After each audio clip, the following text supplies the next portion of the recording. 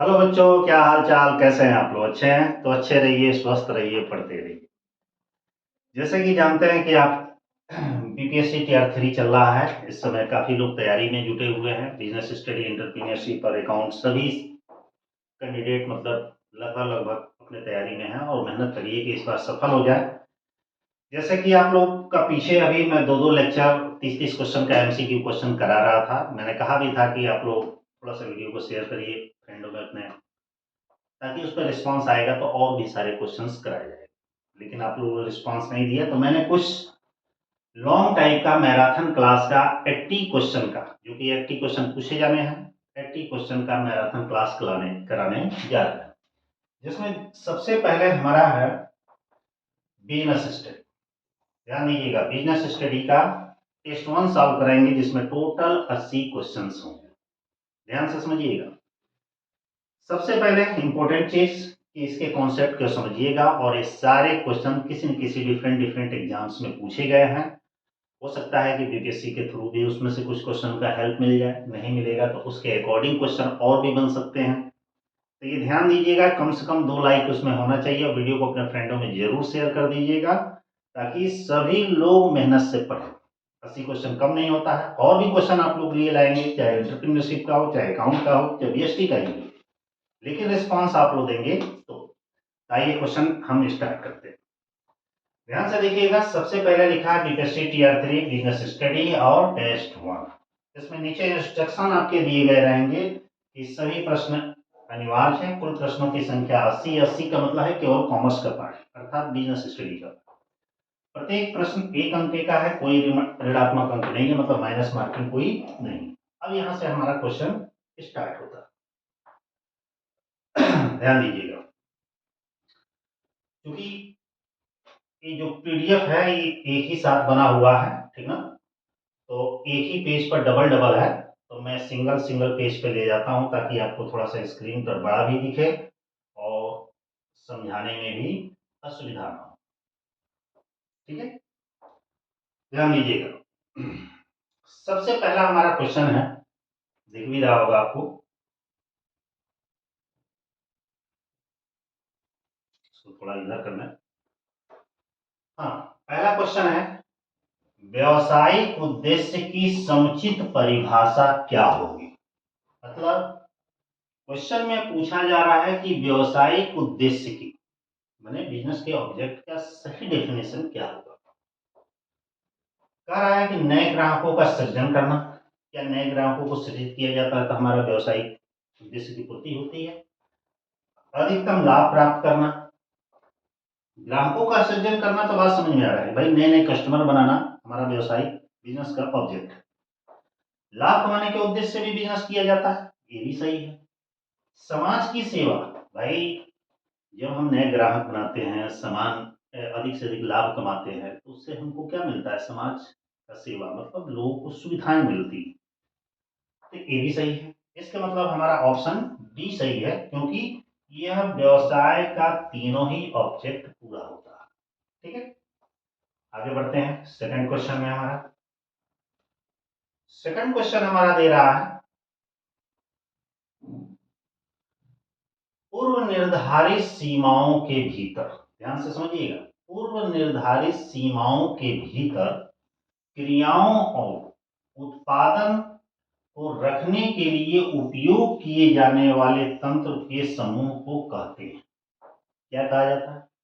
पूर्व निर्धारित सीमाओं के भीतर, माने पहले से निर्धारित सीमा के अंदर क्रियाओं और जो भी एक्टिविटीज होती है उसका उत्पादन को रखने के लिए उपयोग की जाने वाली जो तंत्र के समूह हो, उसको क्या कहा जाता है?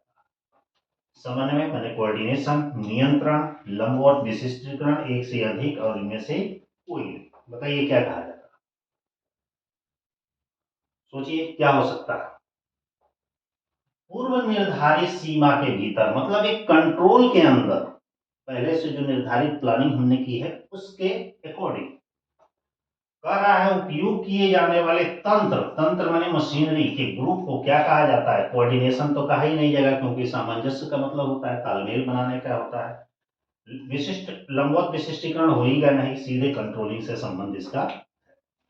ठीक है, ऐसे ही एक एक क्वेश्चन समझते जाइएगा। थर्ड नंबर क्वेश्चन हमारा है,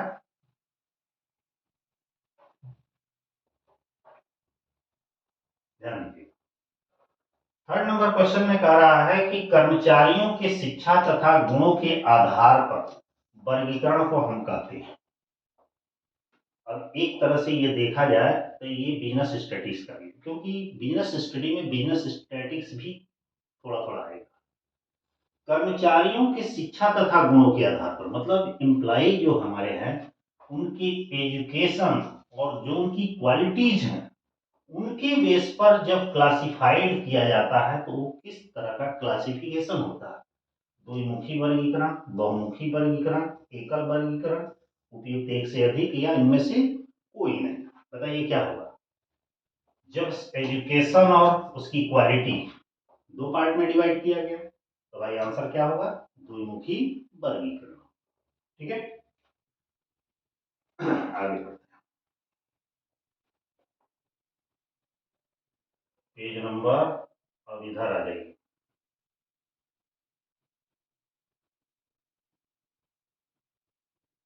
यहां से थोड़ा और ऊपर कर दे रहे हैं। अगला क्वेश्चन है कि प्रबंध के विस्तार का अर्थ है स्पान ऑफ मैनेजमेंट। ये अक्सर क्वेश्चन आता है, इस सारे एग्जाम में पूछा जाता है कि प्रबंध के विस्तार का क्या अर्थ। प्रबंध का विस्तार प्रत्येक व्यक्ति के अधिकारों को स्पष्ट परिभाषित होना चाहिए। मतलब कह रहा है कि हर एक व्यक्ति जो एम्प्लॉई है, जो कर्मचारी है, काम कर रहा है, उसका अधिकार स्पष्ट होना चाहिए। इसका मतलब ये हुआ। दूसरा कह रहा है कि प्रत्येक कनिष्ठ के ऊपर एक वरिष्ठ होना चाहिए, मतलब हर एक नीचे के कर्मचारी या अधिकारी के ऊपर एक उसका बड़ा अधिकारी होना चाहिए। तीसरा कह रहा है एक प्रबंधक सीमित संख्या में कर्मचारियों को प्रतिबंधित कर सकता है।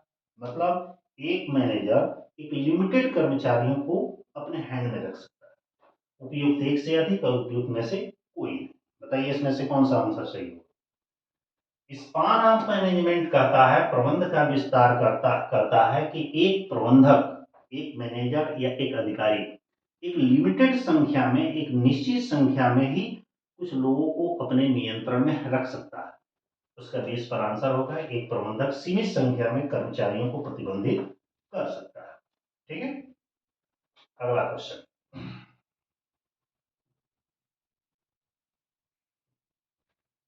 ठीक, अगला क्वेश्चन में हमारा कह रहा है कि प्रबंध द्वारा नियंत्रण का कार्य निम्नलिखित में से किसके बिना संभव नहीं। मतलब यह है कि एक मैनेजमेंट के द्वारा ये जो कंट्रोलिंग का कार्य है, कंट्रोलिंग का क्या कार्य है, पूछ रहा है किसके बिना संभव नहीं है।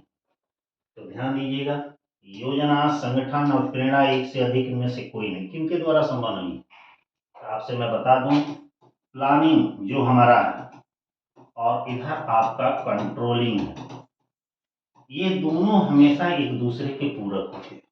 बिना प्लान का कंट्रोलिंग नहीं होगा और बिना कंट्रोल का प्लानिंग नहीं होगा।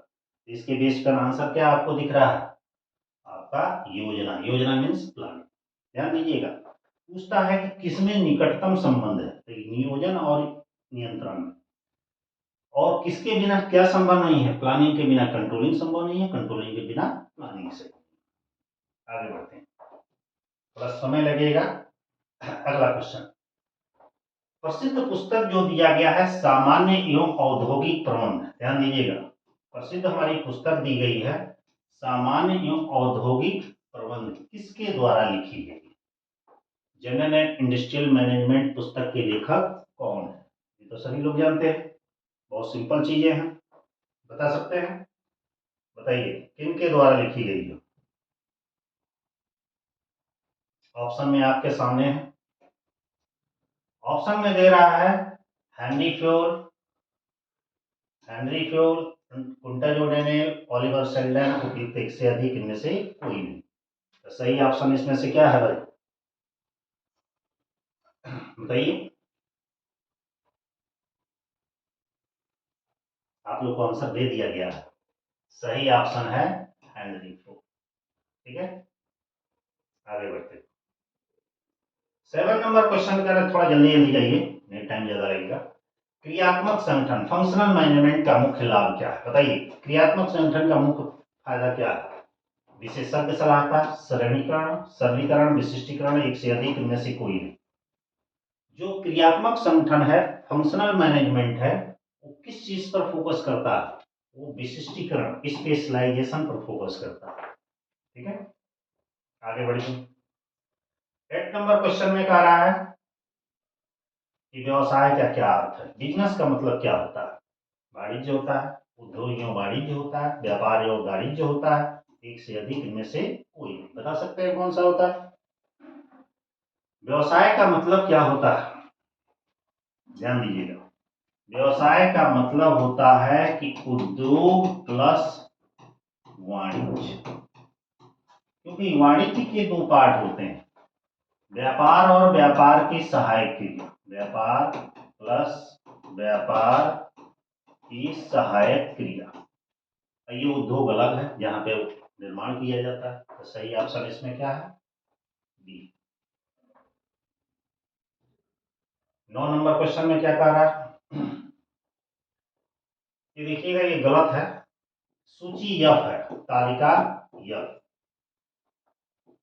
कंपनी अधिनियम को निम्न में से किसके द्वारा अपनाया जा सकता है। माने टेबल यफ, टेबल यफ किसके द्वारा अपनाया जाता है बताइए।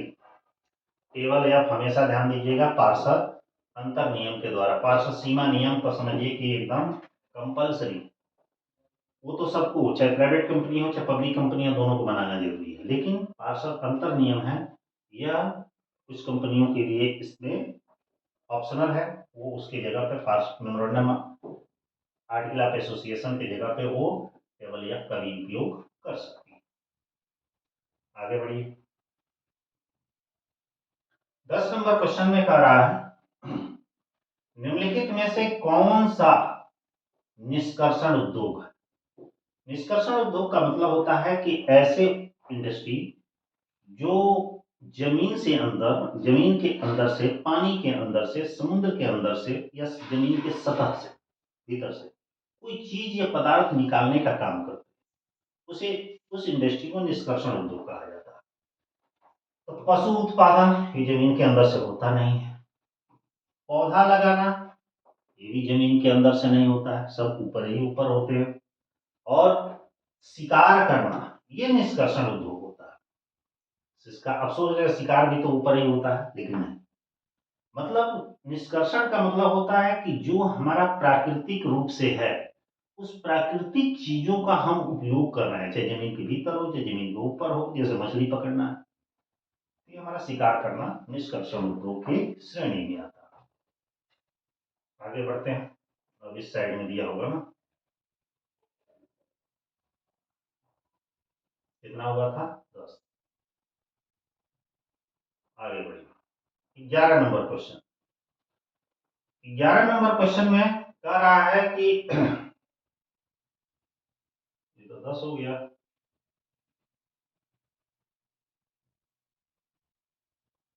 हाँ,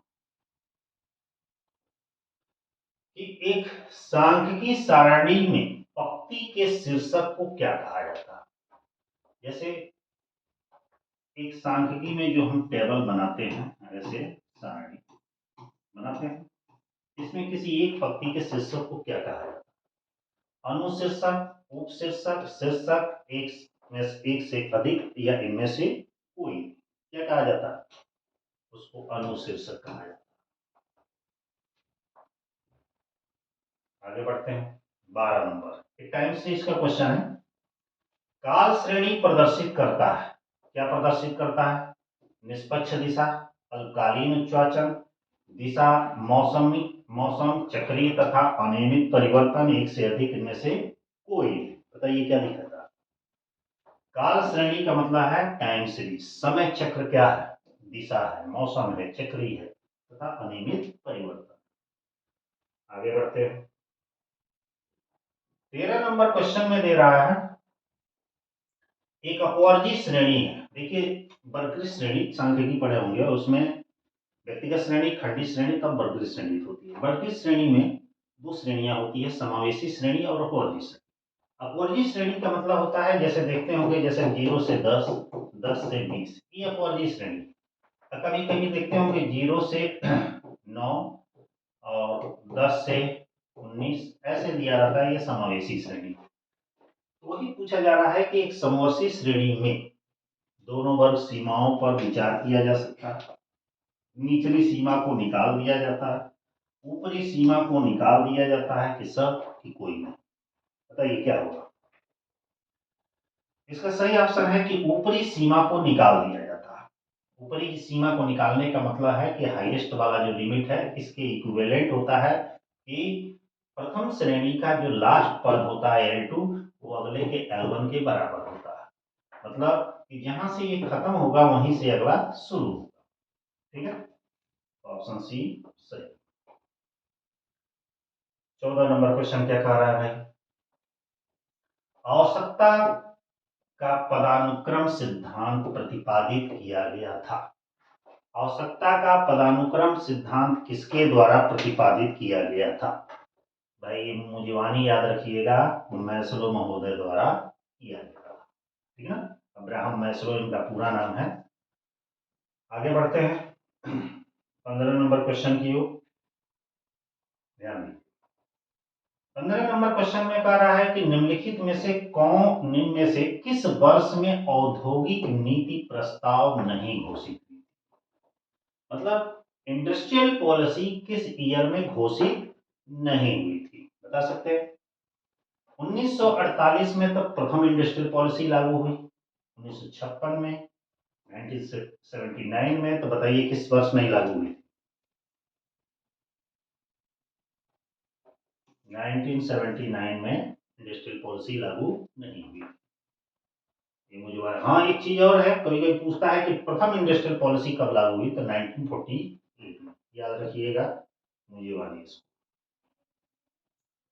अगला क्वेश्चन है कि पूंजी में कमी हेतु अनुमति आवश्यकता होती है। मतलब जब एक कंपनी अपने शेयर कैपिटल में यदि कमी करना चाहती है, तो उसके लिए किसकी परमिशन की जरूरत पड़ती है? केंद्र सरकार की, न्यायालय की, पूंजी निर्माण नियंत्रक की, उपयुक्त एक से अधिक, इनमें से कोई नहीं। बताइए किसके द्वारा? तो उसे न्यायालय की अनुमति जरूरी होती है। ठीक ना, कोर्ट की परमिशन लेनी जरूरी है। 17 नंबर क्वेश्चन में क्या है कि निम्नलिखित में से कौन सा एक व्यावसायिक संगठन का सिद्धांत नहीं? मतलब बिजनेस ऑर्गेनाइजेशन का कौन सा पूछ रहा है सिद्धांत नहीं?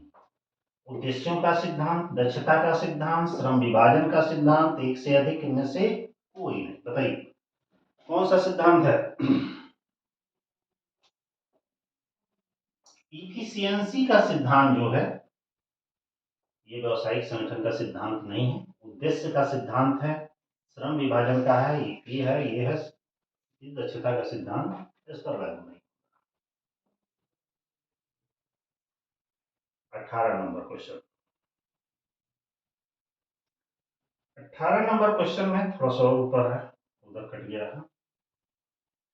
प्रबंध का अर्थ है पूर्वानुमान तथा नियोजन, संगठन करना, आदेश देना, समन्वय देना तथा नियंत्रण करना। ये स्टेटमेंट किसके द्वारा किया गया?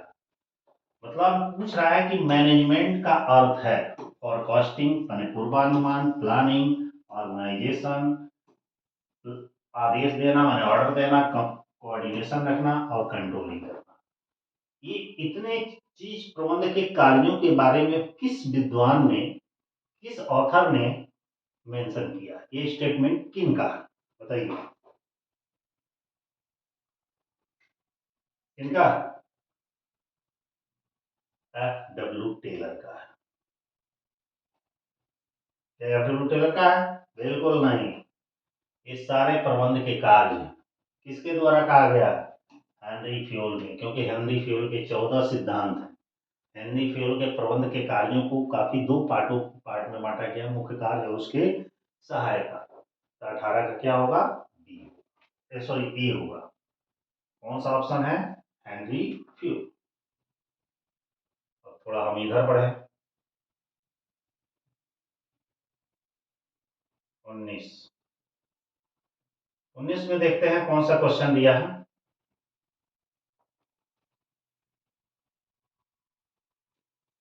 लाभांश तब देय होता है जब यह लाभांश कब देय होता है, संचालकों द्वारा संस्तुति की कर दी गई हो, अंशधारियों द्वारा मांगा गया हो, या संचालकों द्वारा संस्तुति की गई हो और अंशधारियों द्वारा अनुमोदित कर दिया गया हो, इनमें से एक से अधिक, इनमें से कोई नहीं।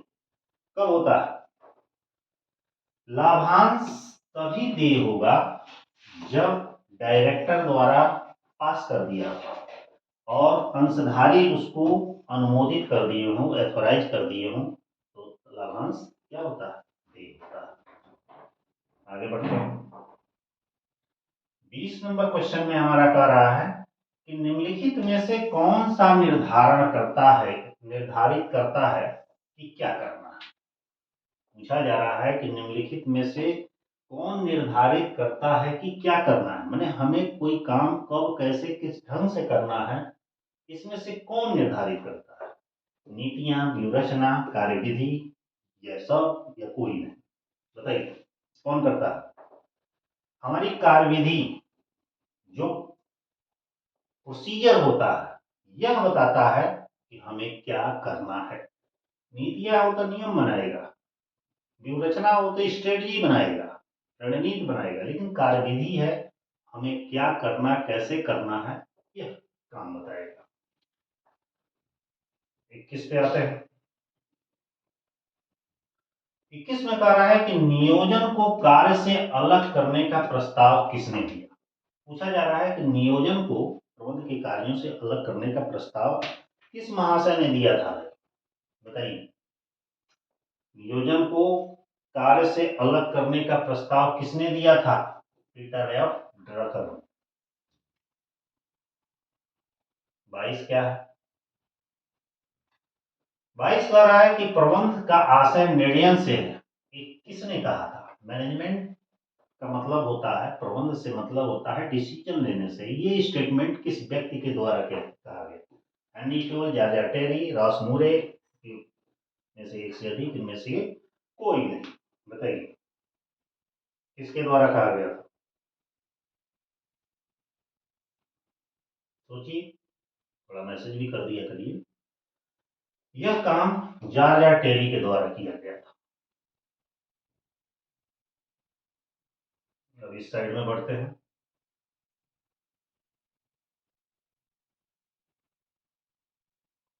23 हो गया था, 24 में आई,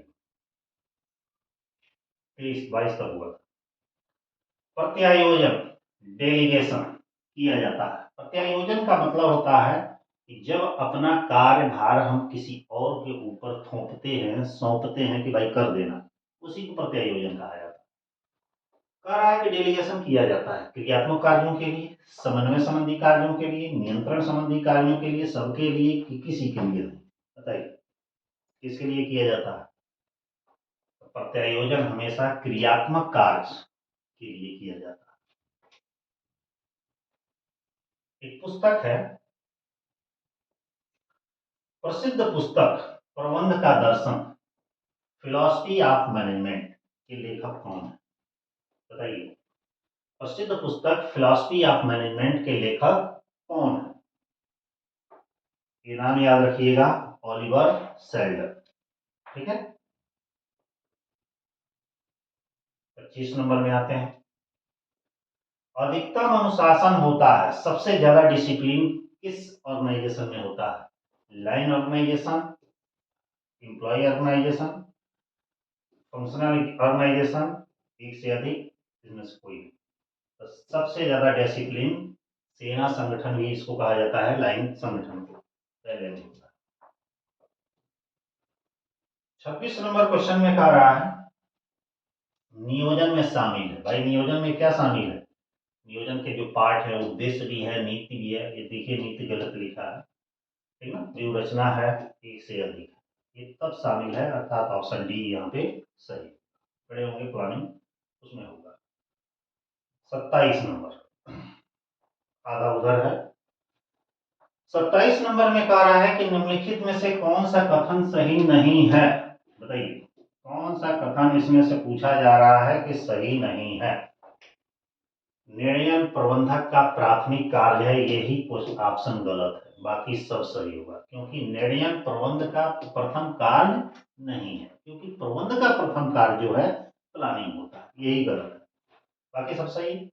प्रबंध निर्णय की प्रक्रिया है, बिल्कुल सही है। अब देखते हैं क्या क्या इस साइड में दिया हुआ।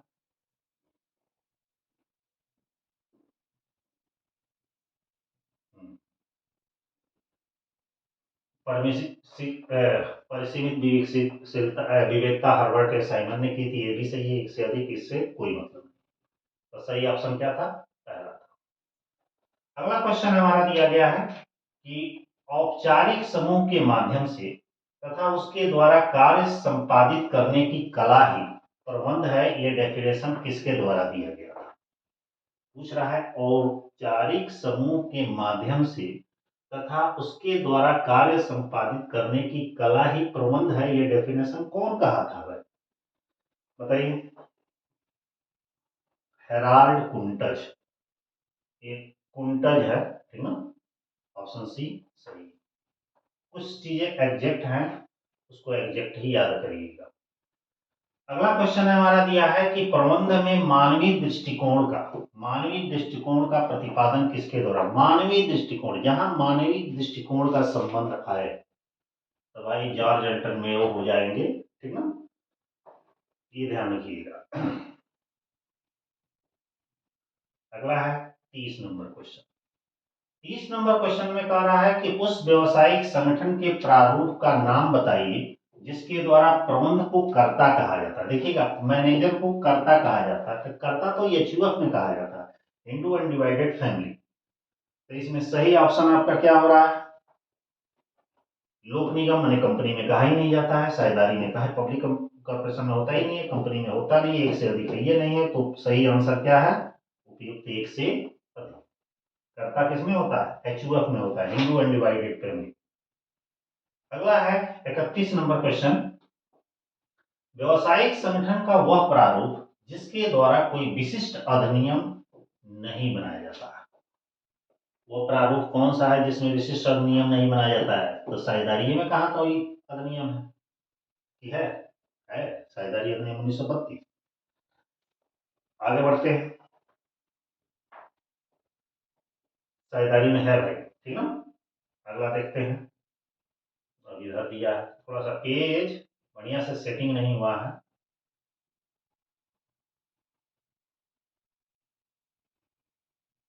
हाँ, यहाँ दिया।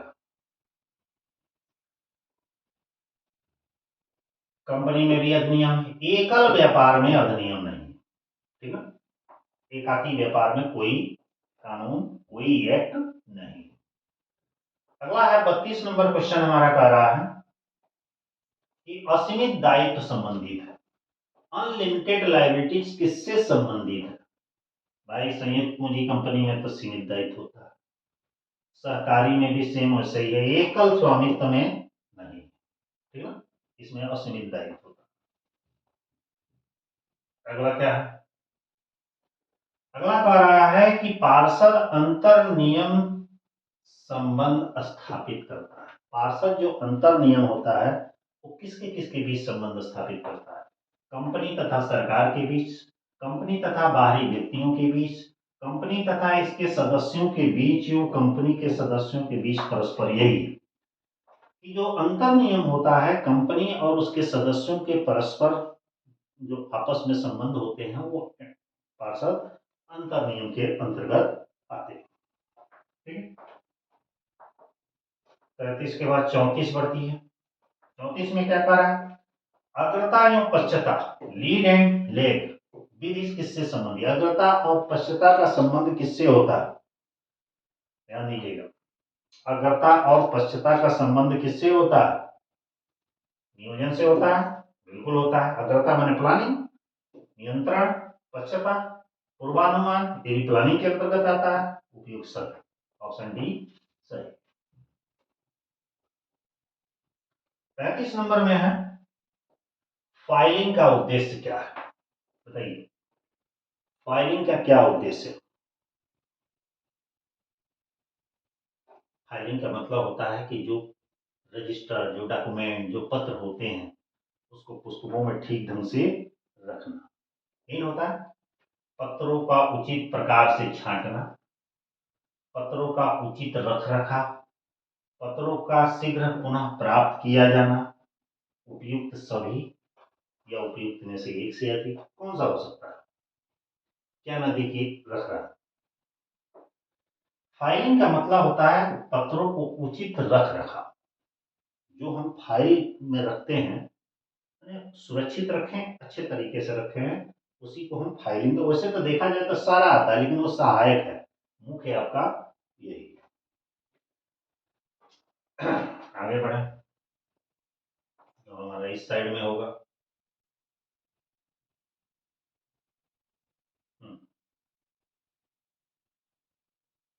36। एक क्वेश्चन और है, नियंत्रण विस्तार स्पान ऑफ कंट्रोल, ठीक ना, का संबंध किससे? पीछे एक क्वेश्चन आया था स्पान ऑफ मैनेजमेंट, यहाँ है स्पान ऑफ कंट्रोल। प्रबंध की नियंत्रण क्रिया से, संस्था के विस्तार से, संगठन की प्रक्रिया से, एक से अधिक इनमें से कोई नहीं। बताइए किससे? आंसर ही देख के पता चल जा रहा है किससे। नियंत्रण का विस्तार का मतलब है कि संस्था का विस्तार, प्रबंध में नियंत्रण क्रिया से नहीं है, ठीक है। तो सही ऑप्शन है बी। अगला क्वेश्चन एक है कि फ्रैकिंग मशीन का उपयोग किया जाता है। ये तो बिल्कुल सिंपल है भाई, डाक टिकट लगाने के लिए देखे होंगे डाकखाने में जो टिकट की जगह पे डायरेक्ट मुहर मार देते हैं, वो इसी को फ्रैकिंग मशीन बोला जाता है। 38 नंबर में आइए, संगठनात्मक चार्ट, चार्ट ही नहीं है, चार्ट के प्रकार में निम्नलिखित सम्मिलित नहीं है। संगठनात्मक चार्ट में ध्यान दीजिए, संगठनात्मक चार्ट के प्रकार में निम्नलिखित शामिल नहीं है, सम्मिलित नहीं है। त्रिकोणीय चार्ट, लंबवत चार्ट, समतली चार्ट, बताइए कौन सा चार्ट शामिल नहीं है? त्रिकोणीय चार्ट, लंबवत और समतल हॉरिजॉन्टल होता है, ठीक है। अगला दिया है नाबार्ड की स्थापना कब हुई थी? भाई बताइए, नाबार्ड एक बैंक है, इसकी स्थापना कब की गई थी? 1982 में तो की गई थी, लेकिन यहाँ दो दो ऑप्शन दिया गया है, तो 12 जुलाई को की गई थी, ठीक है। अगला है कंपनी अधिनियम कब लागू हुआ? तो भाई कंपनी एक्ट जो है 1956 में लागू हुआ था, स्वतंत्र भारत। लेकिन प्रेजेंट में जो चल रहा है वो 2030, ये हमारा क्या है? New company act, new company act है। कौन? 2030, ठीक है।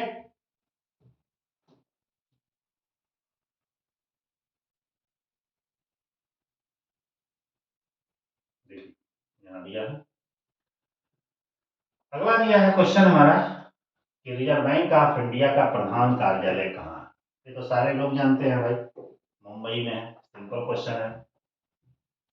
आगे बढ़िए, 42 नंबर में कह रहा है, ये अच्छा क्वेश्चन है कि प्रबंध के कार्यों का संकेत शब्द POIM किस प्रबंध विशेषज्ञ की देन है? बताइए। POIM, P माने प्लानिंग, P माने planning, P for planning, O for organisation, ठीक ना। I माने इंटीग्रेशन, इंटीग्रेशन, ठीक ना। और M मतलब मेजरिंग। मतलब प्रबंध को POIM जो शब्द है उसके एक विद्वान थे जिन्होंने कहा कि प्रबंध के मतलब यही कार्य है POIM। ये किसके द्वारा दिया गया था? बताइए। हेरोल्ड स्मीडी ने, जिस तरह हेनरी फ्योल कहते हैं कि प्रबंध के 14 सिद्धांत, प्रबंध के उन्होंने अपने कार्य कोई 6 कहा, कुंटा जोड़ेनवाल कोई 5 कहा, कोई 4 कहा, कोई 8 कहा। उसी तरह प्रबंध के हेरोल्ड स्मीडी हैं, इन्होंने प्रबंध के कार्य को 4 ही कहा, POIM। पी का अर्थ होता है प्लानिंग, ये भी कभी कभी पूछ देता है कि पी का क्या अर्थ है, ओ का क्या अर्थ है, आई का क्या अर्थ है, एम का क्या अर्थ है, ठीक है। 43 नंबर, LIC की स्थापना कब की गई थी? बहुत सिंपल क्वेश्चन है, 1956 में की गई थी। जनरल क्वेश्चन है, देखिए आप लोग का जनरल क्वेश्चन भी कुछ आ सकता है। अगला क्वेश्चन कह रहा है कि हेनरी फ्यूल के अनुसार प्रबंध प्रक्रिया के प्राथमिक कार्य कौन कौन से, कितने हैं? हेनरी फ्यूल के अनुसार प्रबंध प्रक्रिया के प्राथमिक कार्य कितने दिए गए हैं? 6 दिए गए। ठीक है, 6 कहाँ मिलेगा? अभी एक पीछे क्वेश्चन था और उसमें एक डेफिनेशन था, ध्यान दीजिएगा। उस डेफिनेशन में प्रबंध के हेनरी फ्यूल के 6 कार्य दिए गए हैं, उसका भी आंसर हेनरी फ्यूल। ठीक है, कुछ ऐसे भी क्वेश्चन होते हैं, अब इधर इस साइड में आ जाइए। कुछ ऐसे भी क्वेश्चन होते हैं कि वही क्वेश्चन लगभग लगभग रिपीट किया गया रहता है। 45 ये हमारा कह रहा है कि प्रबंध के विकास की कहानी आवश्यक रूप से मानव के विकास की कहानी है, ये कथन किसके द्वारा कहा गया था? प्रबंध के विकास की कहानी आवश्यक रूप से मानव के विकास की कहानी है, ये कथन किसके द्वारा कहा गया था? बताइए। ये कथन एल्टन मेयो के द्वारा कहा गया था। अगला क्वेश्चन है हमारा कि अभिप्रेरणा के आरोग्य सिद्धांत का प्रतिपादन किसने किया? अभिप्रेरणा के आरोग्य सिद्धांत का प्रतिपादन किसके द्वारा किया गया था? हर्ज़बर्ग द्वारा किया गया। ठीक है ना। अगला है 47 नंबर, इस संगठन की प्रक्रिया के लिए क्रियाओं के विश्लेषण, निर्णयों के विश्लेषण तथा संबंधों के विश्लेषण की अनुशंसा की है। संगठन की प्रक्रिया के लिए, संगठन का ऑर्गेनाइजेशन के प्रोसेस के लिए क्रियाओं के विश्लेषण, निर्णयों के विश्लेषण तथा संबंधों के विश्लेषण की अनुशंसा किसने की थी? पीटर एडलर, एडल टेलर, उल्टा जोडेनायल, उपयुक्त से अधिक, इनमें से कोई नहीं। बताइए कौन सा किया था? पीटर एफ ड्रकर महोदय ने किया था। 48 नंबर क्वेश्चन है, ये तो बहुत सिंपल है। अभिप्रेरणा के एक्स वाई सिद्धांत का प्रतिपादन किसने किया? सभी लोग जानते हैं, मैकग्रेगर ने किया था। एक्स थ्योरी क्या कहता है कि वो काम ही में रुचि नहीं लेता है, और वाई थ्योरी क्या कहता है वो एकदम खूब मन लगा के काम करता है, शाबाशी इनाम पाता है।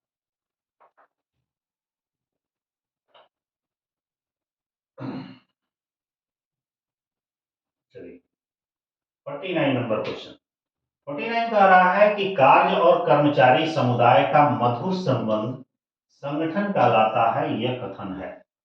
कार्य और कर्मचारी समुदाय का मधुर संबंध संगठन कहलाता है, ये स्टेटमेंट किसके द्वारा दिया गया था? मूने और रेले के द्वारा दिया गया था। ठीक है, अगला क्या है?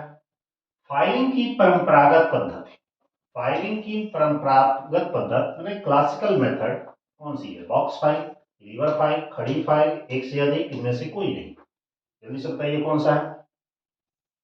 पुरानी पद्धति, लीवर और आर्च फाइल। 51 नंबर क्या है? इसमें कह रहा है निम्नलिखित में से कौन सुमेलित है? ध्यान दीजिएगा। Elton Mayo Britain, F W Taylor France, गलत। हेनरी फ्यूल अमेरिका, भाई हेनरी फ्यूल तो फ्रांस के थे। उपयुक्त एक से अधिक, इनमें से कोई नहीं। तो सही देखेंगे तो एक भी आंसर सही नहीं। क्यों नहीं है भाई? ये तो था कहाँ का? हेनरी फ्यूल, ये था फ्रांस का। ठीक ना। और ये कहाँ का था? अमेरिका का था, यूएसए का था। और ये कहाँ का था? ये तो लग रहा है हमको ऑस्ट्रेलिया का था। ठीक है ना। इस सबका जगह भी नाम याद कर लीजिएगा कौन कहाँ, इसलिए ये कोई भी सही नहीं। तो ऑप्शन ई। 52 नंबर, यहां देखिए, एल्टन मेयो का जन्म कहाँ हुआ था? छोटे छोटे क्वेश्चन पूछ देते हैं। बताइए एल्टन मेयो का जन्म कहाँ हुआ था? अभी मैं बताया हूं पिछले क्वेश्चन में, ऑस्ट्रेलिया में हुआ था। 53 नंबर क्या कह रहा है? 53 नंबर कह रहा है नियोजन भविष्य को पकड़ने की के लिए बनाया गया एक पिंजरा है, यह कथन किसके द्वारा कहा गया? बताइए कौन कहा था? न्यूमैन ने नहीं कहा था, हर्ले ने नहीं कहा था। देखते हैं और क्या क्या।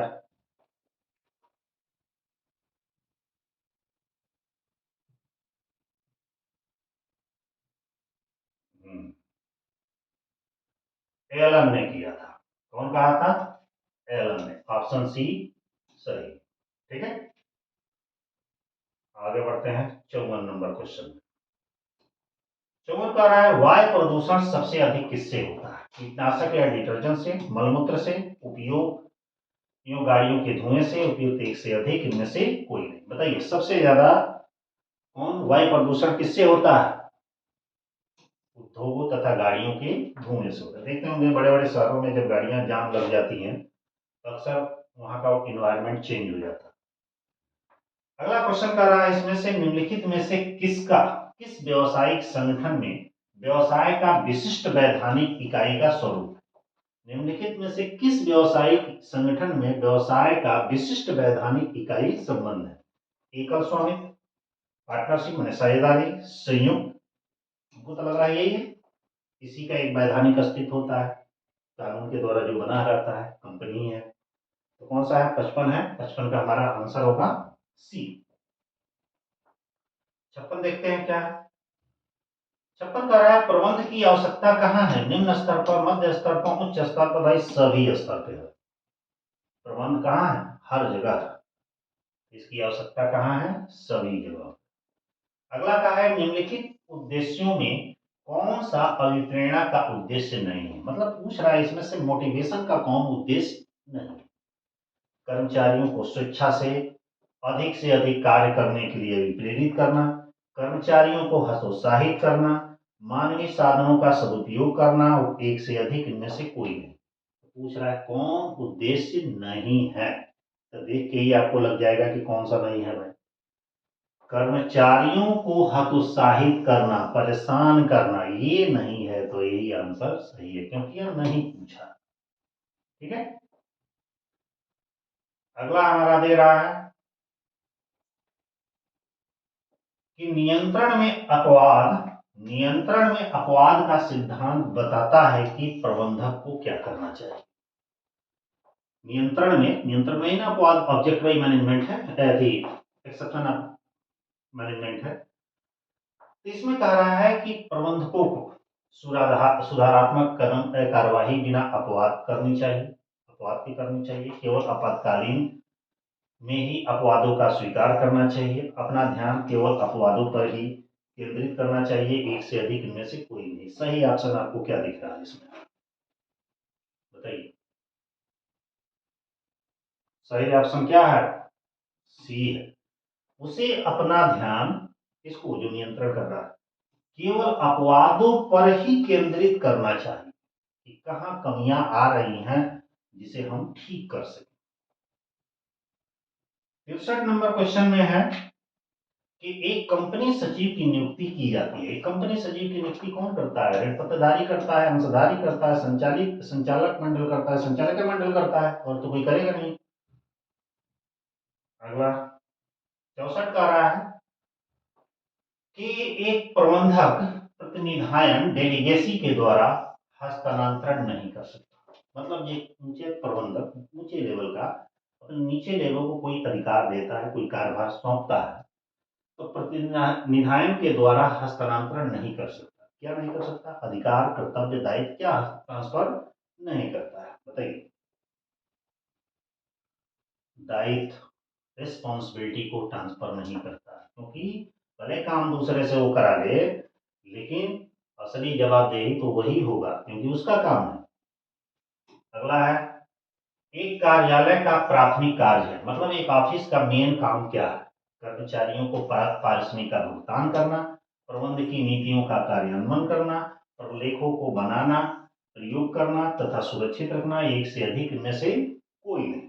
सही ऑप्शन क्या है इसमें? सही ऑप्शन सी है।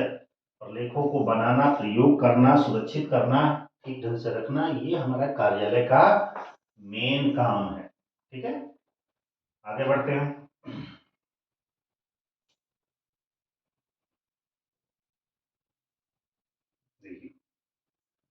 अगला है 66 का रहा है, प्रत्येक अधीनस्थ का केवल एक वरिष्ठ होना चाहिए। यह वक्तव्य संबंधित है। देखिएगा, हेनरी फ्योल का एक सिद्धांत है 14 सिद्धांतों में से, इस पर क्वेश्चन भी पूछा गया है कि प्रत्येक अधीनस्थ का केवल एक ही वरिष्ठ में होना चाहिए, मतलब कि एक, मतलब कर्मचारी का एक ही सीनियर होना चाहिए। एक ही सिद्धांत में कहा गया, बताइए। स्केलर सिद्धांत, आदेश की एकता का सिद्धांत, अपवादितता का सिद्धांत, तो आदेश की एकता का सिद्धांत कहता है कि एक कर्मचारी को एक ही अधिकारी के द्वारा आदेश मिलना चाहिए। ये हेनरी फ्योल के 14 सिद्धांतों में से एक है। फिर आगे बढ़ते हैं। अगला कह रहा है कि उद्देश्यों की काला क्रमानुगतता से तात्पर्य क्या है। माने उद्देश्यों को एक सीक्वेंस में क्रमानुगतता का मतलब होता है कि एक सीक्वेंस से क्या तात्पर्य है।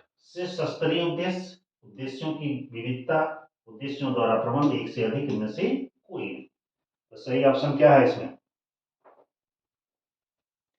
उद्देश्यों के साध्य साधन की कड़ी। शीर्षक का ऑप्शन क्या है?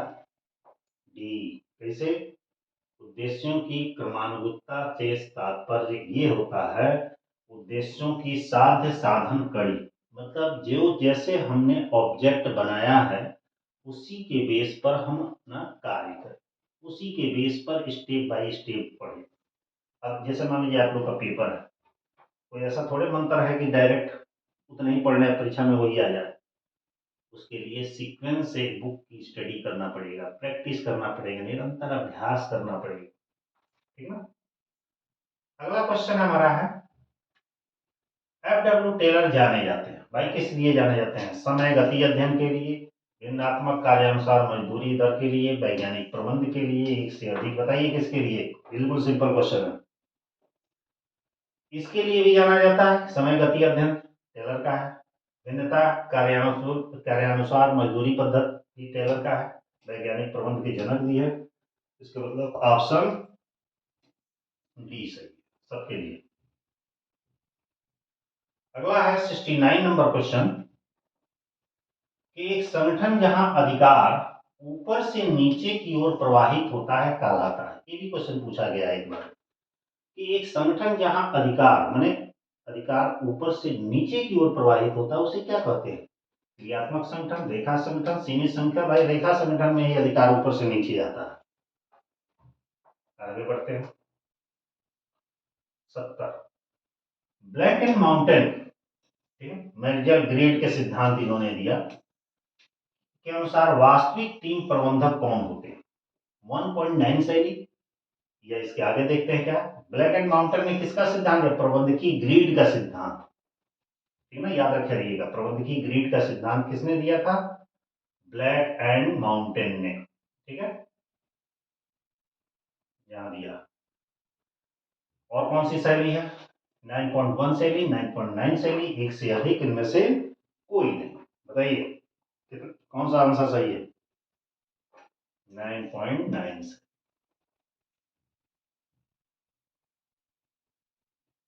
अगला क्वेश्चन है हमारा, किसी प्रलेख की प्रगति को एक स्थान से दूसरे स्थान पर शीघ्र भेजने के माध्यम है। माने किसी प्रलेख मतलब होता है डॉक्यूमेंट को, की प्रति को मतलब उसकी फोटोकॉपी को एक जगह से दूसरे जगह पे तेजी से, शीघ्र गति से भेजने के माध्यम को क्या कहते हैं? फैक्स, टेलीफोन, टेलीप्रिंटर, एक से अधिक, इनमें से कोई नहीं। बताइए। अब चूंकि फैक्स तो इस समय बंद हो गया है भाई, है ना, क्योंकि टेलीफोन से हम कुछ भेजेंगे नहीं, टेली प्रिंटर से भेजेंगे लेकिन जा नहीं पाए। फैक्ट सही है, क्योंकि यह अब बंद हो गया। अब इसकी जगह पे आपका ईमेल भी हो सकता है, जीमेल हो सकता है, व्हाट्सएप हो सकता है, कुछ और भी हो सकता है। ठीक है। अगला है, स्टाफिंग कार्य में सम्मिलित नहीं है। स्टाफिंग में क्या शामिल नहीं है? चयन, प्रशिक्षण, नियंत्रण का विस्तार, एक से अधिक में से कोई नहीं। जल्दी से बताइए। जो स्टाफिंग का वर्क है उसमें तो चयन तो होता ही है, ट्रेनिंग भी होती है, कंट्रोलिंग का काम नहीं होता। कंट्रोलिंग का काम कंट्रोलिंग में होता। अगला है ट्रैकिंग मशीन। ये आया था दोबारा क्वेश्चन। ट्रैकिंग मशीन का प्रयोग किया जाता है, अभी कहीं लिखा है, बताइए किस काम में किया जाता है ट्रैकिंग मशीन? डाक टिकट लगाने के लिए किया जाता है, अभी मैं बताया था, क्वेश्चन आया था। अगला है प्रबंध के सिद्धांत का प्रतिपादन किसने किया? अब यहाँ पे कुछ कंफ्यूजन वाले भी क्वेश्चंस है, तो उसको याद रखिएगा। प्रबंध के सिद्धांत का प्रतिपादन किसने किया?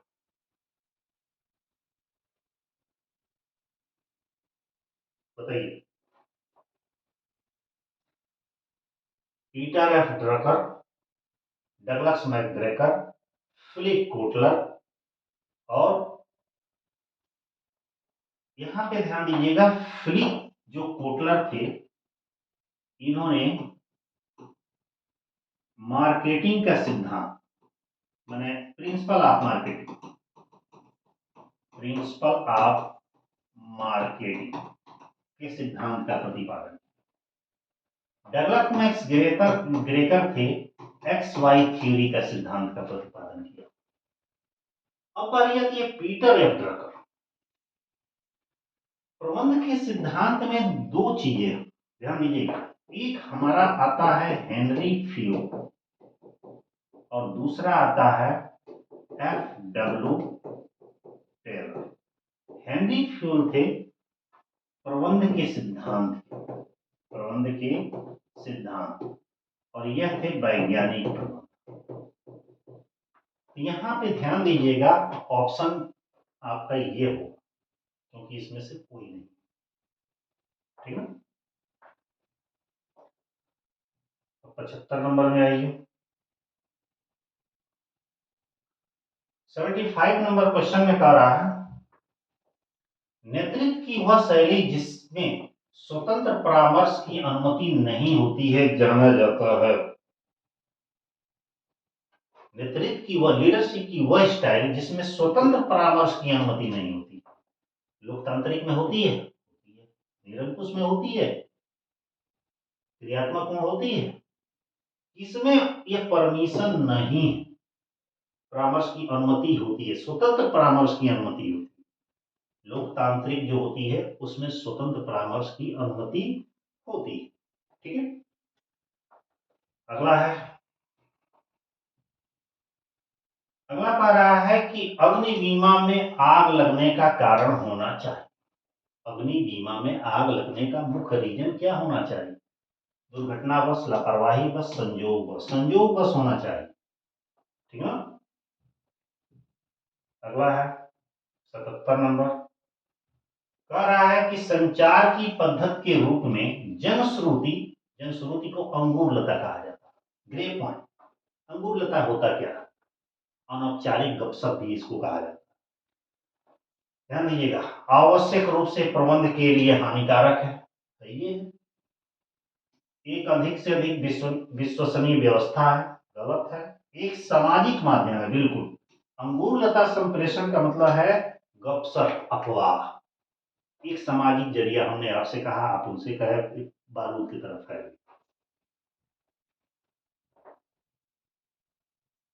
अगला दिया है कि साझेदारी अवैधानिक होगी जब, साझेदारी कब अवैधानिक होगी, माने अनलीगल कब हो, बताइए। साझेदारी अनलीगल कब होगी? उसमें 7 साझेदार हो, बिल्कुल गलत। 7 का 10 हो जाए तो कोई दिक्कत नहीं। असीमित अवधि के लिए हो तो भाई व्यवसाय चलेगा, असीमित अवधि के लिए हो। कोई साझेदार शत्रु देश का, ये ही है, इसी दशा में अवैधानिक हो जाएगी। 79 क्या है? 79 कह रहा है एक सार्वजनिक कंपनी, एक सार्वजनिक कंपनी को न्यूनतम अभिदान प्राप्त कर लेना चाहिए। कब? 140 दिन के अंदर? बिल्कुल नहीं। और देखते हैं क्या है, और देखते हैं। यहाँ 120 दिन के अंदर, 130 दिन के अंदर, 120 दिन के अंदर उसे न्यूनतम अभिदान की राशि प्राप्त कर लेनी चाहिए। लास्ट हमारा क्वेश्चन कह रहा है 80 नंबर, ध्यान दीजिएगा कि पारस्परिक निर्भरता पाई जाती है। बताइए पारस्परिक निर्भरता किसमें पाई जाती है? पारस्परिक निर्भरता किस पे पाई जाती है? क्षैतिज संयोजन में, शीर्ष संयोजन में, विकर्णी संयोजन में? तो भाई शीर्ष संयोजन में पारस्परिक निर्भरता पाई जाती है। ठीक है, तो इस तरह हम लोग का ये क्वेश्चन कंप्लीट हो गया, 80 क्वेश्चन। तो वीडियो को एक बार और भी बोल दे रहे हैं, जल्दी से इसे शेयर कर दीजिएगा अपने फ्रेंडों में। ये ध्यान दीजिएगा कि कम से कम 200 लाइक आ जाना चाहिए, और इसी तरह आप लोग मेहनत करके पढ़ते रहिए। थोड़ा बहुत क्वेश्चन यहाँ पे भी देखते रहिए, जो भी 2-4 क्वेश्चन का हेल्प मिल जाए इस समय काफ़ी है, क्योंकि कॉन्सेप्ट क्लियर करने की ज़रूरत है, जल्दी जल्दी पढ़ने की ज़रूरत है, क्योंकि पेपर अब सामने है। तो मेहनत करिए और ईश्वर करे कि सभी लोग सफल हों, ठीक ना। लेकिन जो मेहनत करेगा वो सफल जरूर होगा। ठीक है, तो इसी तरह चैनल पर बने रहिए, ठीक ना, और पढ़ते रहिए। All the best. फिर नेक्स्ट लेक्चर में मिलते हैं।